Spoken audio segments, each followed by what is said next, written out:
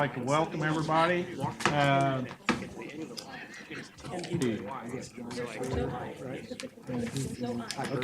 John Spear is here as Mayor Keachai. It's his first meeting. He's going to be. I've been there a few times. Okay, well, first meeting that I remember. Getting elderly, John. Help me out, brother. Anyway, welcome. Bob's going to be back here helping us too. So we're going to go on to approval of the October 9th agenda. So moved. Ken, Second. Bruce. All right, it's been moved and seconded for the agenda. All those in favor say aye. Aye. Opposed, motion carries. Approval of the minutes of September 11th. So move. Second. Bruce and Ann. All right, all those in favor say aye. Aye. Opposed? I said Bert, so Bruce, excuse me. Director's report. You got anything, sir? Just have a brief presentation and update on the planning walkable places. Kristen? Ah, there she is.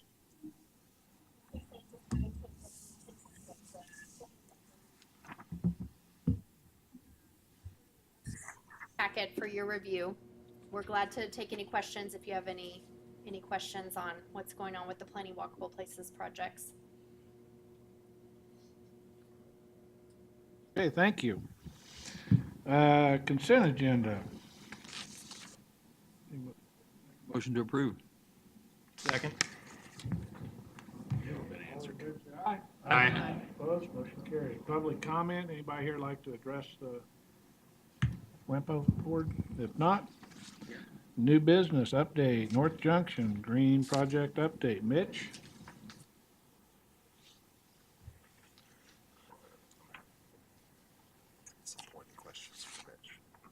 Good afternoon, Mitch Kaufman with Professional Engineering Consultants, here on behalf of KDOT to give a brief update.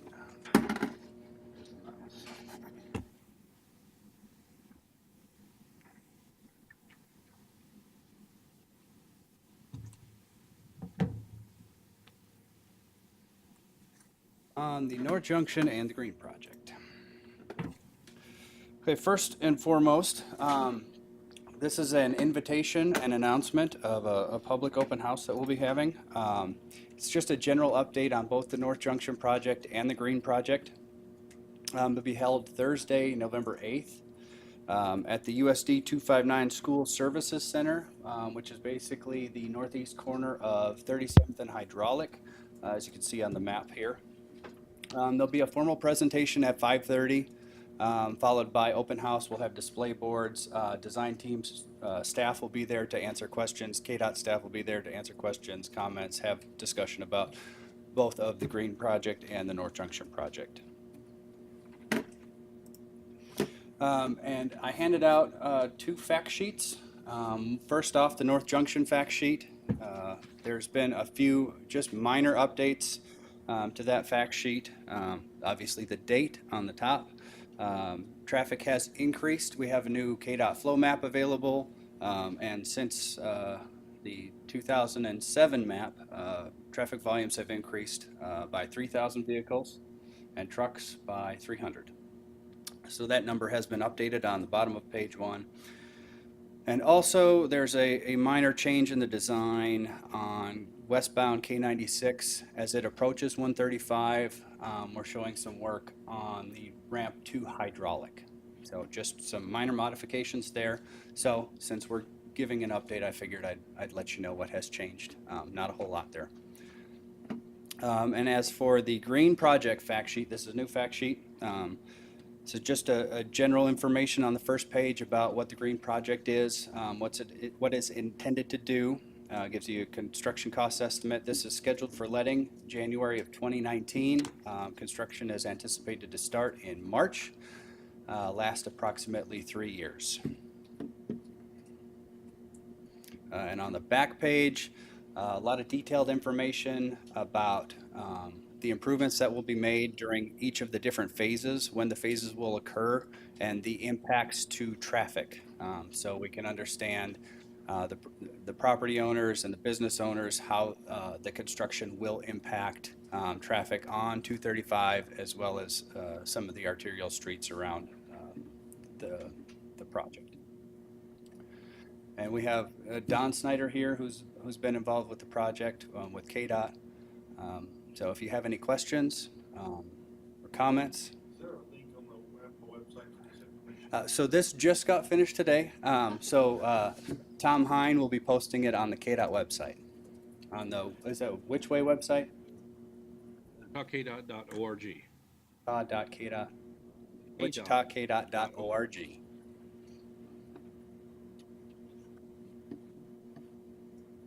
Give us the date and time on that meeting again, please. That's Thursday, November 8th at 5:30 is the presentation, followed by an open house afterwards.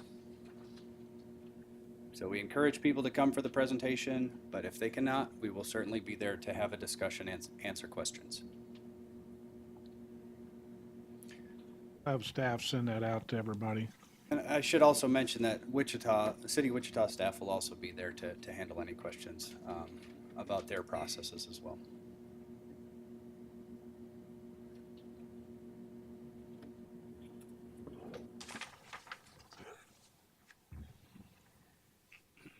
Thank you. Thank you. Alrighty. Next is the 2017 Single Audit Report. Mike Lowry.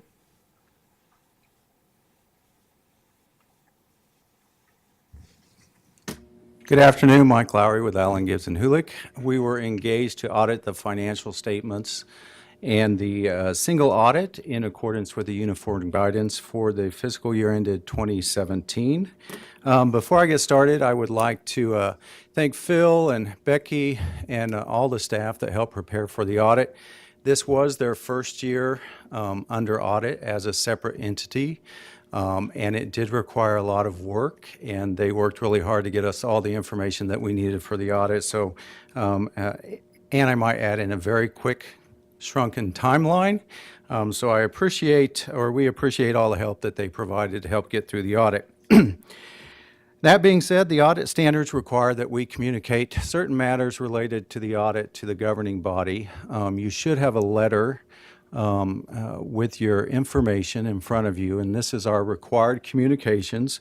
The audit standards require that we communicate certain matters to keep those charged with governance informed about matters related to the audit.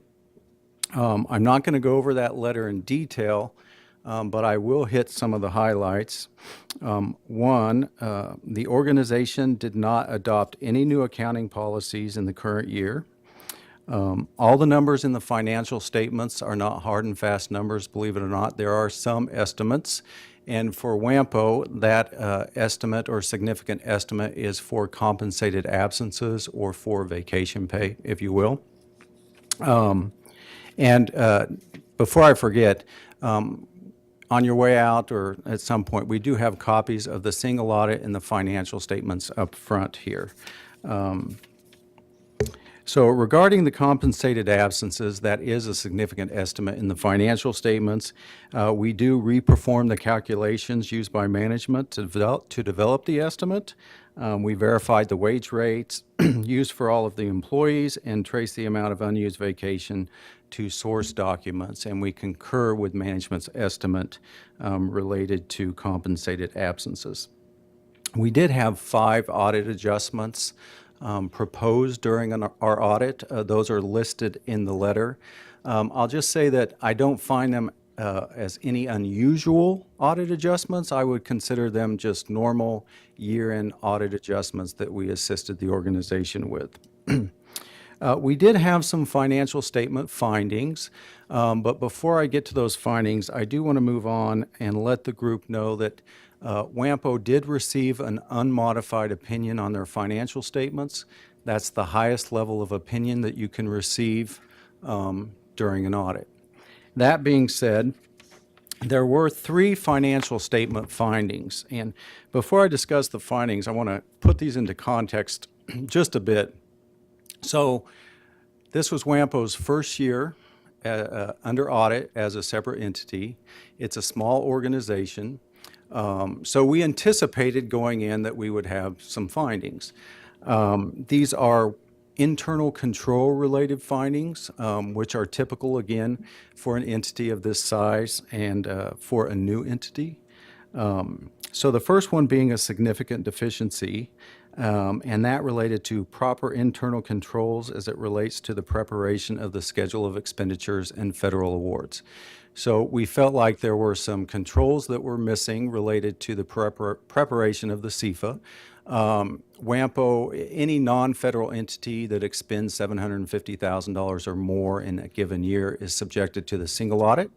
And is required to have an audit of their financial statements and an audit of their federal grants. Part of that process involves preparing a financial statement.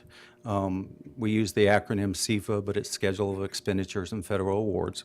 So that was what we classified as a significant deficiency. There was a material weakness as it related to segregation of duties. Again, typical for a small entity to have segregation of duties issues, but the organization has developed a pretty sound corrective action plan that we've weighed in on, and I think they'll be able to make some improvements over the next year. The last one being a material weakness related to internal controls related to payroll, again, which also includes some segregation of duties issues. Again, I just want to reemphasize this was a new organization as far as being separated from the city of Wichita. It's a small organization, and they did experience staff turnover in a key finance role, and I think all of that kind of contributed to the issues that we discovered.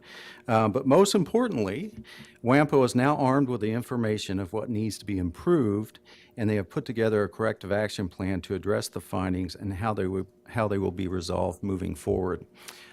As part of the single audit, we are required to follow up on, so next year when we come back and do the audit, we will follow up on the findings. We will follow up on the corrective action plan to make sure that what they said they were going to implement to help mitigate some of these issues do get implemented. I also would like to point out that this Wampo did outsource some of the accounting processes to the city of Wichita, and these internal control findings that we're talking about here today are not part of the city of Wichita. It's the processes that happen before and the processes that happen after. So while the city of Wichita did add a certain extra level of controls, if you will, these findings are outside of what the city of Wichita was performing for Wampo. Okay? Any questions on the financial statements?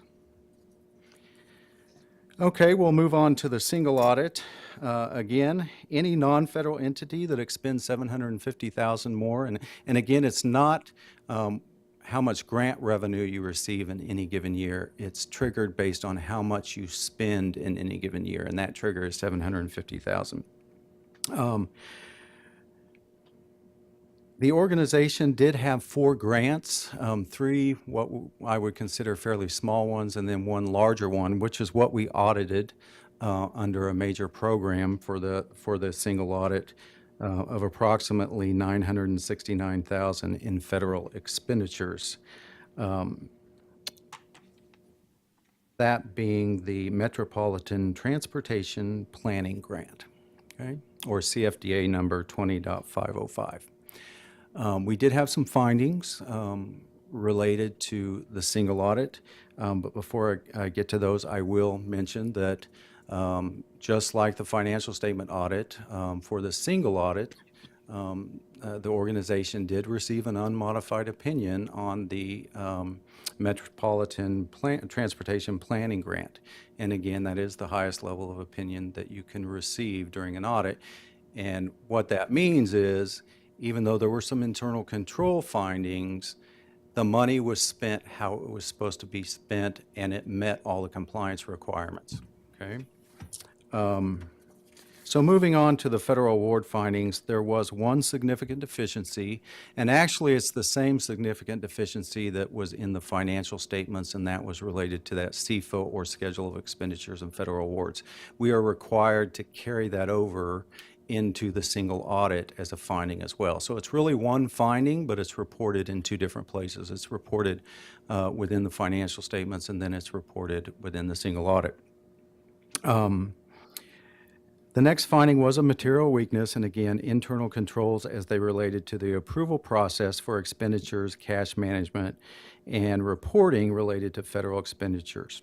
Okay.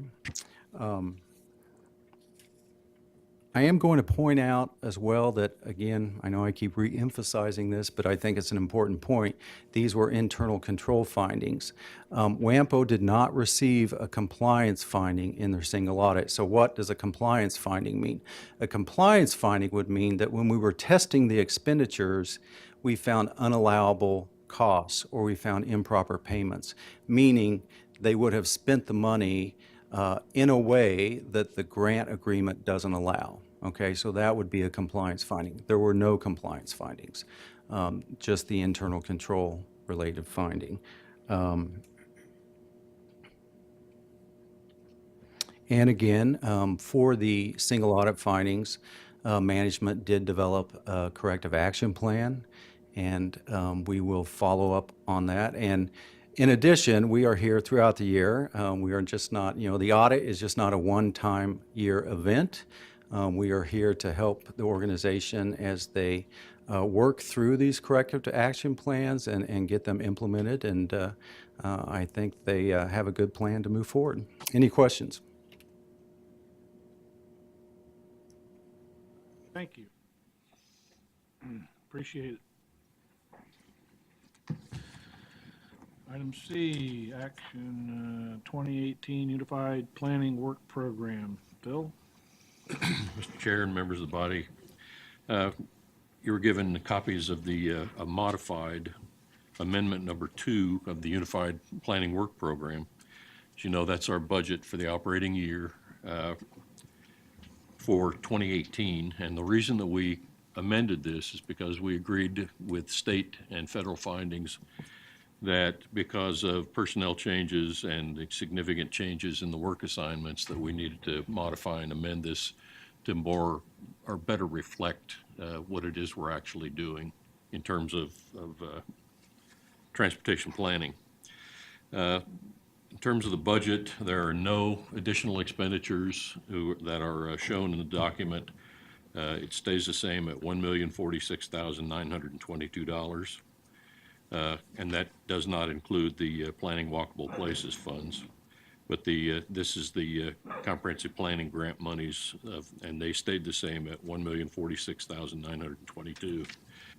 We listed for you all of the amendments, and basically what we did was merge a lot of the sub-activities that were kind of redundant, and we put those into kind of a better file to where we could keep better track of what project we're making or progress we're making on the sub-activities that are listed.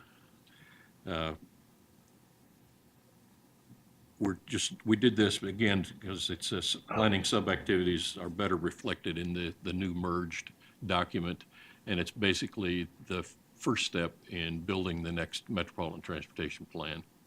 The 2019 document will be the second step, and hopefully we can go through and start building that document without having a huge, long process in putting that together. So I'll be happy to answer any questions you might have on any of the changes that were made. Questions? Okay, thank you. There's action required. Action required to, we need a motion to accept the Unified Work Program Amendment 2. Ann? Second. And a second, all those in favor say aye. Aye. Opposed? Motion carries. All right, move 2040 Amendment 5. Chris? Thank you. So I have a Move 2040 amendment for you. Move 2040 is our long-range metropolitan transportation plan, covers the next 25 years through 2040. As amendments to Move 2040 go, this is a fairly minor one. This is really motivated by the need to make sure that the long-range plan and the TIP, which you'll hear about in a moment, stay in sync, that we don't have contradictions between them. And in this case, the amendment was requested by the City of Wichita for 2 of their projects. What has happened here is we allow some flexibility in terms of the total cost of projects. We know things change as projects move from this very conceptual long-range planning phase into the more concrete planning in the TIP, but sometimes there is a limit to that flexibility, and in this case, 2 of the City of Wichita projects have surpassed that limit. So both of them, we have increases in the total project cost. The 2 projects are the 17th Street I-135 to Broadway project and the Redbud Path from K96 to 159th.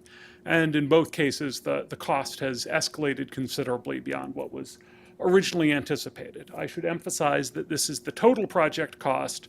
The share that Wampo is funding remains the same. So none of this affects how much the city is going to be paying for these projects, not how much Wampo is going to be contributing. These changes do meet our fiscal constraint requirement. That's a federal requirement that the total revenue in the long-range plan balance out with the total spending. And as I mentioned, these don't affect the Wampo funding for this or any other project. So any questions on these changes? All right, 3 options for the board: can approve the amendment, choose not to approve it, or approve it with specific changes. We approve 24 Amendment Number 5 is submitted. Second. Bert and Ann, all those in favor say aye. Aye. Opposed, motion carries. Thank you, Chris. Thank you very much. Transportation or TIP update. Kristen?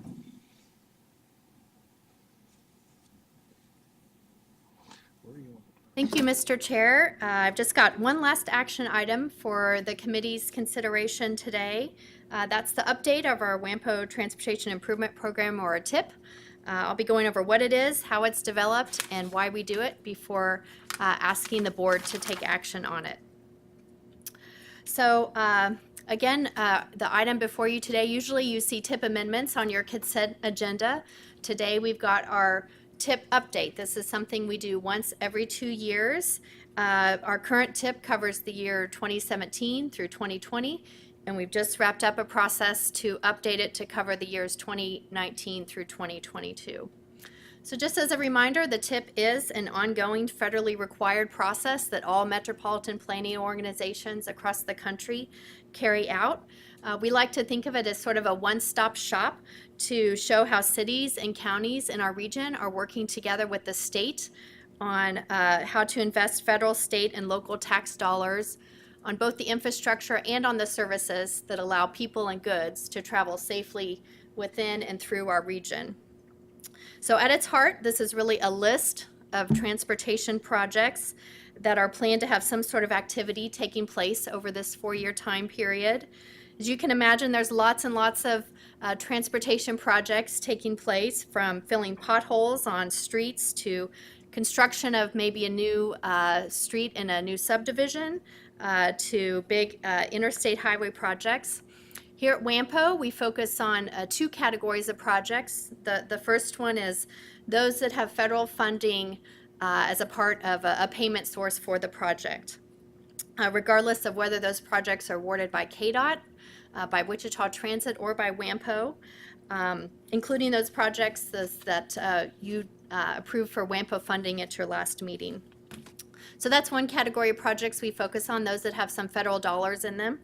And then the second category of projects that we focus on here at Wampo are regionally significant projects that either local governments in the region or the state are taking on without federal funding. So it is important that we include these non-Wampo funded projects in the TIP for a couple reasons. One is that federal regulations require all federally funded projects, regardless of the awarding entity, to be in the TIP in order for the awarding entity to get their federal money. So we want to make sure we're not holding things up for our partners at the state or over at Wichita Transit. And then secondly, it also allows us to get a kind of a comprehensive look at all of the work that's we're jointly carrying out to improve our transportation system.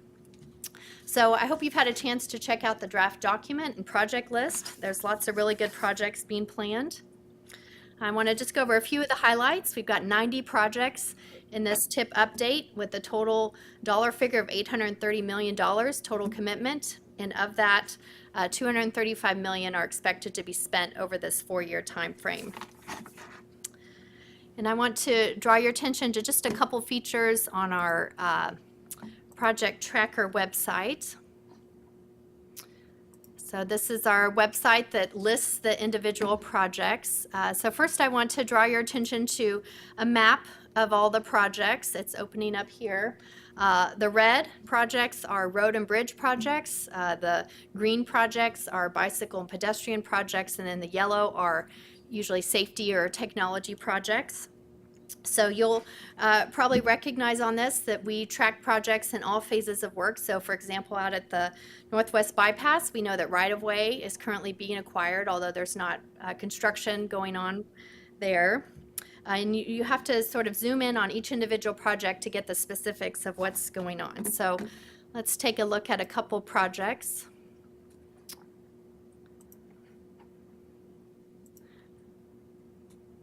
So down here under where it says 91 transportation projects, these are all the projects that are being proposed to be in this TIP update.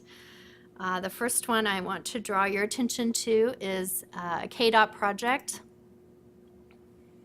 Hopefully we can see here. So here's this is a KDOT project doing some bridge repair work out on US 454 Kellogg on the west side of the metro area, Tyler.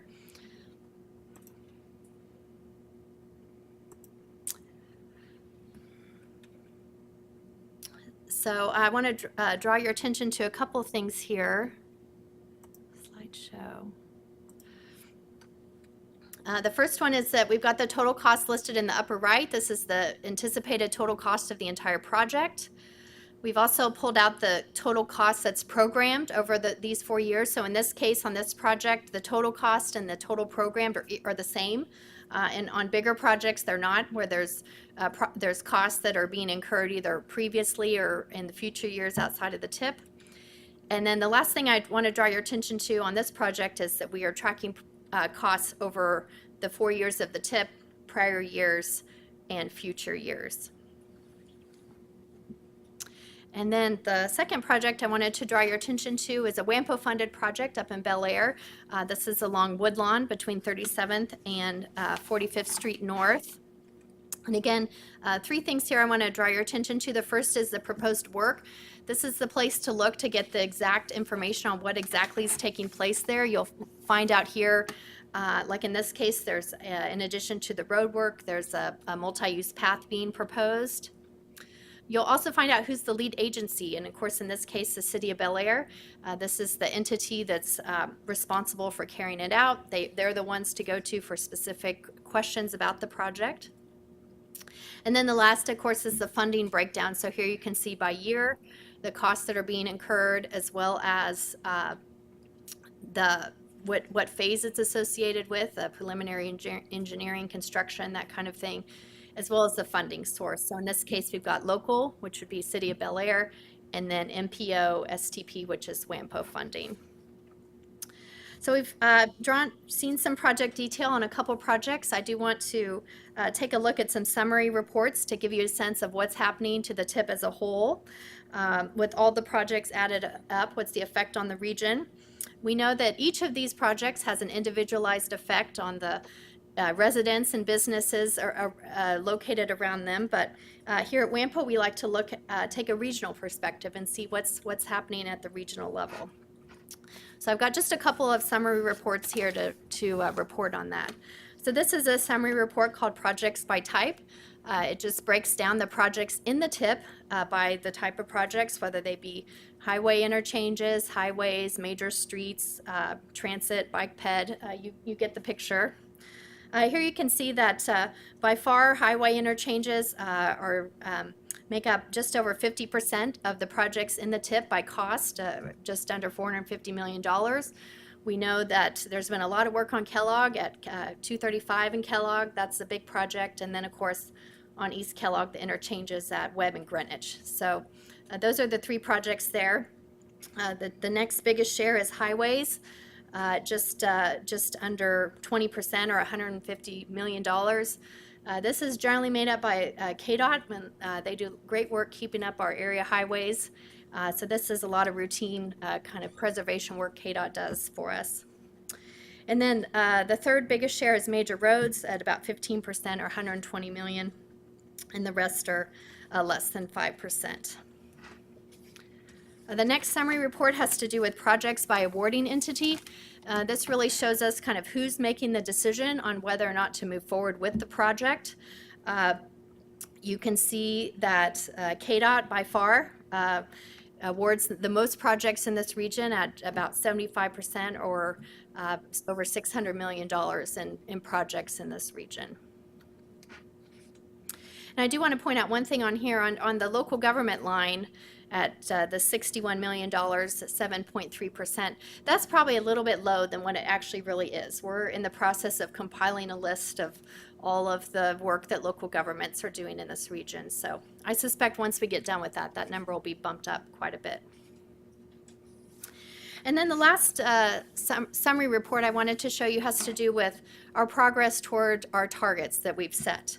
So here on the screen, we've got some graphs that show information about safety-related information, fatalities, serious injuries, rates of these things. You probably remember as a board setting targets for performance measures in our region, saying what do we want to strive for, what do we want our projects to accomplish. And so this kind of information helps us to know, are we on track to achieving our targets? Are we on track to achieving our goals? This board has set a target for example, serious injury rate taking place on our transportation system in our region. Are the projects in the plan helping us to get there? So we're happy to report that yes, we are on track to achieving our targets on these safety related ones. This is the only area we've done this sort of analysis on, but we plan to do this sort of analysis on other topical areas like congestion, system reliability, that sort of thing. Okay, so we've kind of gone over what is the TIP. I want to take just a minute to show how it was put together. This is about a 6-month process. We started last spring. We solicited projects, did a little screening on them. At the middle here, you can see the process deviated whether the project was a Wampo funding candidate or a non-Wampo funded project. So if it was a Wampo funding candidate, we went through a selection process and ultimately resulted in this board voting on a list of projects to fund with Wampo funding at your last meeting.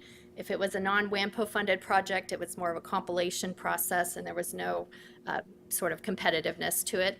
All got put together, went out for public comment, and today I'm here with asking you for your final action.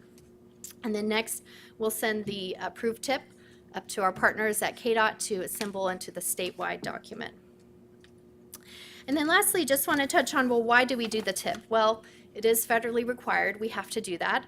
But we all know nobody likes to be forced into something. So there's other reasons for why it's important to do this.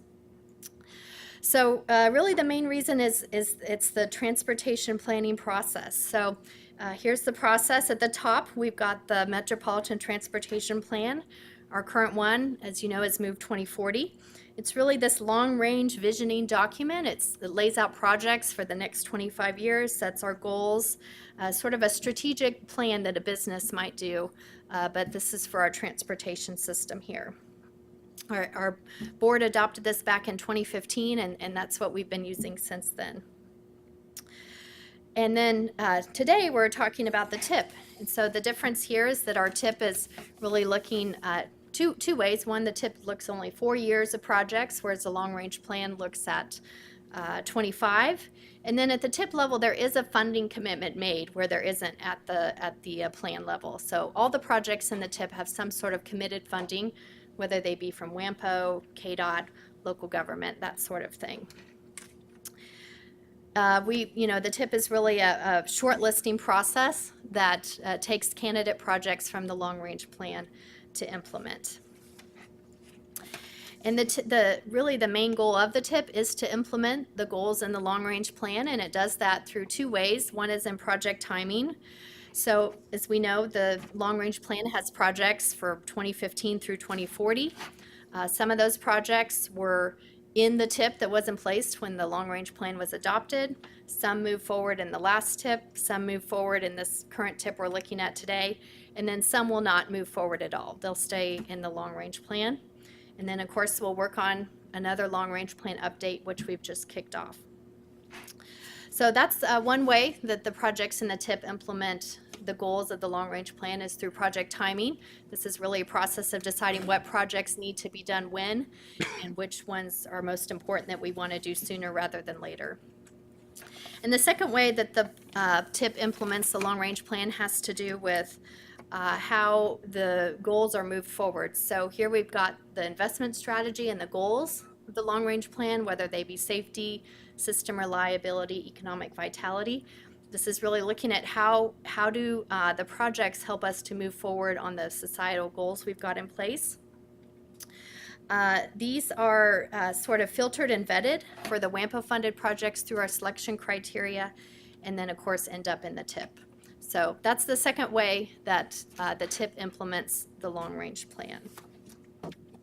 So of course all this is wrapped up in a big 200-page document. You're welcome to read if you've got the time. We've had it posted on our website. It's got a lot more detail on the development process, financial plan, all the federal requirements. I do want to reassure you before asking you to vote on this that we are meeting the federal requirements for the TIP. These include that the TIP includes both federally funded projects and regionally significant projects. We've got that. The TIP is fiscally constrained, meaning that we don't have more projects in the TIP than the revenues projected to pay for them. That the TIP projects are consistent with the long-range plan, both in scope and cost. We've demonstrated that. We have to update this TIP at least once every 4 years. We do it every 2 years. And we're glad to say it was developed cooperatively with our partners at KDOT and at Wichita Transit. Of course, like all of our products, we like to have put these out for public comment. Unfortunately, we did not receive any public comments on this. We had it open for just around 30 days. I also wanted to let you know, as part of the TIP approval process, we asked sponsors to pay a TIP fee for their projects that are in the TIP, and I'm happy to report those have all been paid also. And then last thing, before asking you to vote on this, I did want to draw this to your attention. This is an additional WAMPO funding project that you've not yet seen. As you recall, at your last meeting, you voted on a list of projects to receive WAMPO funding in this new funding cycle, and this one has been added since then. As part of WAMPO's budgeting process to prepare for the 2019 budget year, we added this project for WAMPO funding. It's a regional transit plan / WAMPO planning assistance. You can see the total cost is about $325,000. 80% of that would be WAMPO funding at just about $260,000. So I did want to draw this to your attention since you hadn't seen it in your list of projects that came through at your last meeting. Even after accounting for this, I do want to let you know we still have over $1 million of WAMPO funding that we can award in the next cycle in 2 years. So with that, the TAC did recommend that this board approve our TIP update as proposed. You do have other options that are listed there. I'm glad to answer any questions you might have. Questions for Kristen? Any discussion whatsoever? If not, I would entertain a motion to approve the TIP update as proposed. Motion to approve the TIP as proposed. Second. All right, got a motion and a second. All those in favor say aye. Aye. Opposed, motion carries. Thank you, Kristen. Thank you. Committee updates. The executive committee met without me, so David is going to give the update on that. So Thank you. We missed you. I appreciate that. This much. Yeah. Anyway, the total reason that we discussed was the upcoming Legislative Transportation Vision Task Force that is going to be happening here in Wichita on October the 18th. A couple of important dates that we were facing. First of all, we actually held a joint meeting with the City of Wichita, Newton, Wampo, GWP, Chamber of Commerce, a lot of people in the meeting to discuss this legislative task force and where we're going in the future. But some other dates that are coming up, on October 9th, we have to have written information in that we are going to give verbal testimony at that meeting on October 18th. Coming up on October 15th, any written documentation has to be provided. So, and then, of course, on October 18th, will actually be the meeting out at Hughes Metroplex. Earlier in the day, they're going to have from 8:30 to 10, I believe, they're going to have a discussion over rail transportation, and then from that, then they'll go into the actual briefings that are going to be held on October 18th out there. So what we needed to talk about is what the Wampo position was going to be as we went into all of these different meetings. And the first thing we did is we discussed what the previous priorities were on what we thought were the important projects to be talking about. And then we talked about some of the statistics, some of the things that are important on what's going to happen with transportation in the future and where we need to concentrate on that. And we discussed what we were going to talk about in that joint meeting with the coalition that I told you we were having over at the Chamber of Commerce. So as a result, we decided that Phil, our director, would prepare the briefing that's going to be presented. He's sent that out to all the executive committee to take a look at. Basically, North Junction is our number one priority. It's the number one priority that we've been talking about for some time. And then we're going to support the other different communities and other folks. Overall, it's a regional idea. That's what we work with Wampo, and so we're going to support the other folks that are going to be briefing on that day. So I know that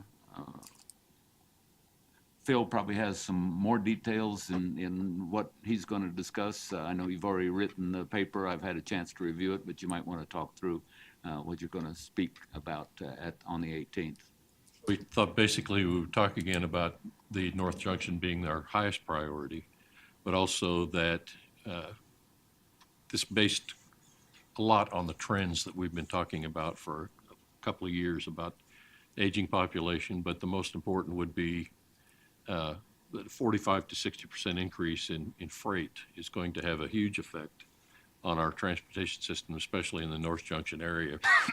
As Mitch pointed out, there are like 96,000 vehicles a day that go through that intersection, and we want to make sure that it's built to a standard that accommodates the truck traffic of today, but especially that in the future.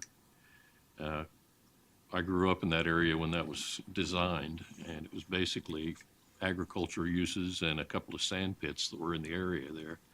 And trucks were no longer than 40 feet long and single axle basically, and now you've got 18 wheels and in some cases there are 2 trailers, 53-foot trailers allowed. So we wanted to make sure that the trends were noted. Also, the changes that are taking place in truck transportation and the freight increases.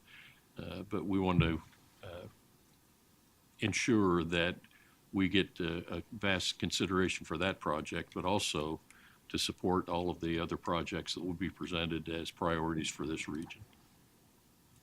Thank you, Phil. And that's basically what we talked about during the executive session. And as I said, we went on to have the coalition meeting at the chamber. And Wampo is a key part of that, and Wampo will be a key part of the presentation between the chamber, the GWP, and Wampo is all working together for one big discussion.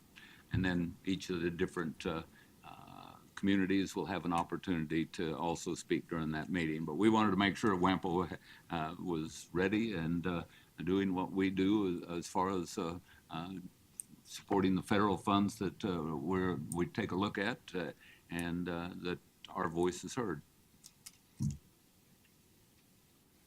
All right, thanks. Anybody, any questions for Dave or Phil on that? Okay, TAC committee, Tom. TAC committee met, and the items on the agenda today that were approved were the same things that we looked at TAC. So Thanks. Tom, with Kansas Department of Transportation.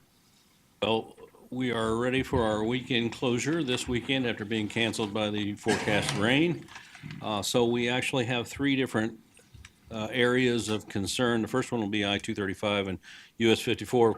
Of course, that's a complete closure of the inside of the interchange so that a number of pieces of the project can be worked on at once without interruption from traffic. There will be detours for each direction. I think the detours are reasonable, and if you decide to go that way, just plan a little extra time and a little bit of patience for drivers who aren't quite as patient as you. So that will occur Friday night at 7 p.m., October 12th, through as late as Monday morning at 6 a.m., but we think they'll be done on Sunday with that work at 235 and Kellogg. Our second weekend closure is eastbound K96 at 235, so that's a few miles north of that interchange. Still in northwest Wichita, though. Eastbound K96 to access northbound I-235 will be completely closed so that a shoulder can be rebuilt.